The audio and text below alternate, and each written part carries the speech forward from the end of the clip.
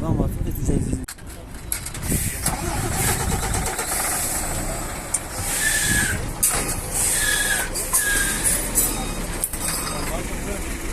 منك وما أجيب شوية ايش يلزم ولا ما هتحدد يقول هات